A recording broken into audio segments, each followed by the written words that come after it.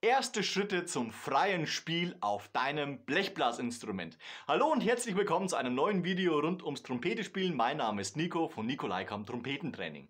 Freies Spiel, das heißt Spielen ohne festgeschriebenen Notentext, stellt für viele Instrumentalisten erstmal eine große Hürde dar.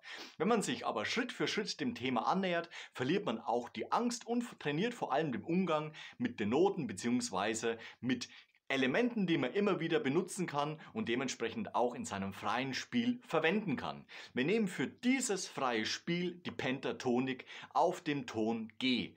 Die Pentatonik, das heißt, es ist eine Tonfolge aus 5 Tönen, wäre in diesem Fall G, A, H, jetzt wird das C übersprungen und wir gehen sofort zum D und zum E und nach oben käme dann das G2 wieder. Also haben wir folgende Töne: G, A, H, D, E. Wenn ich das spiele, klingt das folgendermaßen.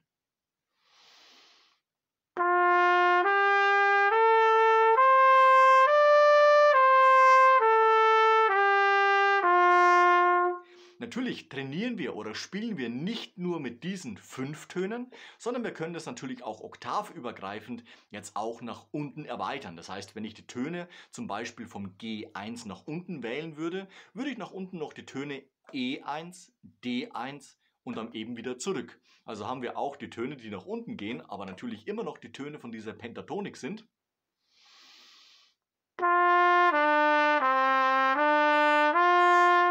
Also hätten wir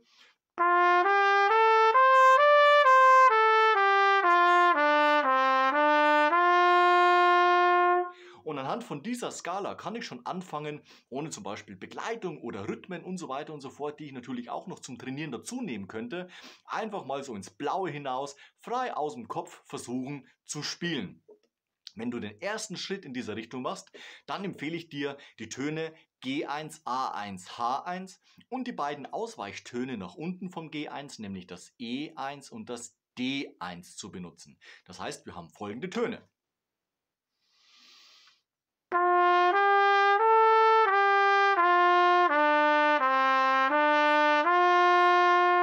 Und das kann man ein bisschen laufen lassen.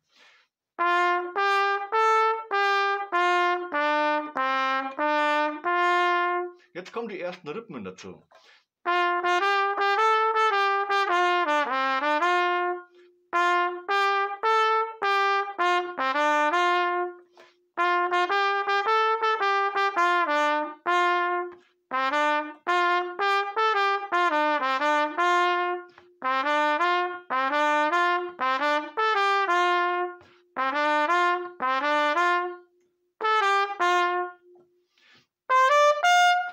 Also auch da kann man natürlich dann improvisieren und es einfach mal so laufen lassen. Das Gute ist ja, wenn wir die ersten Schritte gehen, es gibt kein richtig und es gibt kein falsch, sondern viel wichtiger ist es, dass wir uns ein langsames Tempo wählen, anfangen Rhythmen einzubauen, die Töne zu variieren, nicht nur immer jeden Ton in der Skala aufwärts und wieder abwärts zu spielen, sondern auch mal den ein oder anderen zu überspringen, auszuprobieren. Wie klingt das? Klingt das, wenn ich zum Grundton G zurückkomme, wie eine Schlusswendung oder muss ich danach anders weiterspielen? Also das Jonglieren mit den Tönen wird dort trainiert.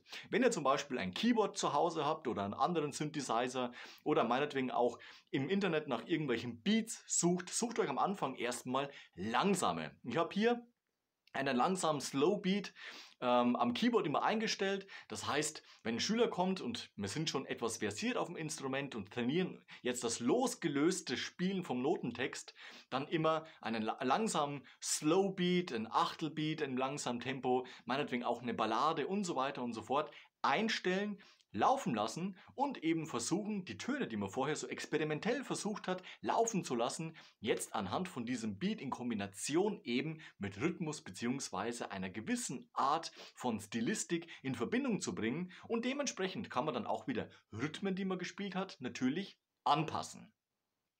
Wenn ihr die Pentatonik auf G nehmt, also nochmal zur Erinnerung die Töne G, A, H, D, E und das natürlich über alle Oktaven, haben wir jetzt als dritten Ton den Ton H. Den kann ich auch auswechseln und anstelle von dem gespielten H ein B benutzen. Also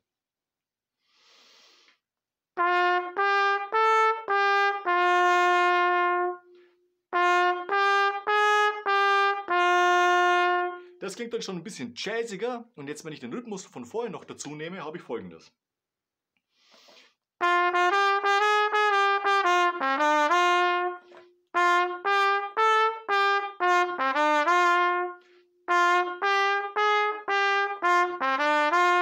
Und da kann ich halt dann verschiedene Klangfarben, also auch so etwas dieses in Moll, also so diese kleine Terz vom G aus gerechnet, dann auch mit einfließen lassen. Wir machen jetzt Folgendes, wir lassen einen Beat laufen und ich spiele euch erstmal die ganzen Basisübungen vor, die man eben auf dieser Skala in Kombination mit Beat anfänglich spielt.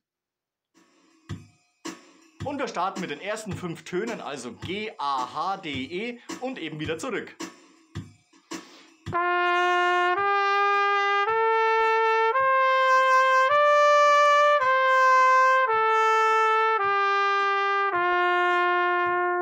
Jetzt kommen die Ausweichtöne nach unten, also auch dort wieder G1, E, D, E, zurück zum G.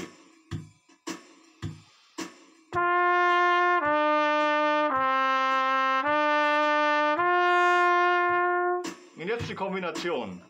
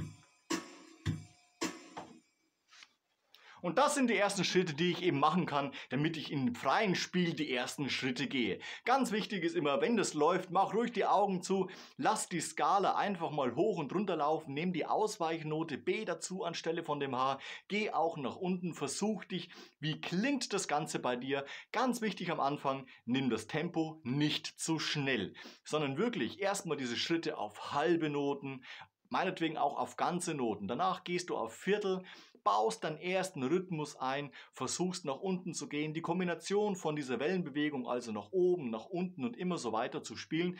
Und du wirst merken, innerhalb von kurzer Zeit kommen die ersten Ideen bei dir und du kannst ganz neue Sachen ausprobieren und kommst auch immer wieder in neue Gefilde, findest dann auch schon den Weg in die zweite Skala, zum Beispiel Pentatonik dann auf C und den Weg eben zurück wieder in die Pentatonik in G. Und das sind die ersten Schritte, wie du trainieren kannst, unabhängig vom Notentext zu spielen. Wieso das Ganze? Naja, wir trainieren zuhören. Und das ist doch das Wichtigste beim Musikmachen, dass man auf seine Kollegen, egal ob Blasorchester, Big Band, Duettspiel, Ensemblespiel, Ohren hat für seine Kollegen. Also nicht nur das eigene Spiel im Fokus hat, sondern immer im Kontext spielt und Zusammenhänge schafft. Und dann macht das Ganze natürlich auch Spaß und man ist nicht so fixiert auf den Notentext.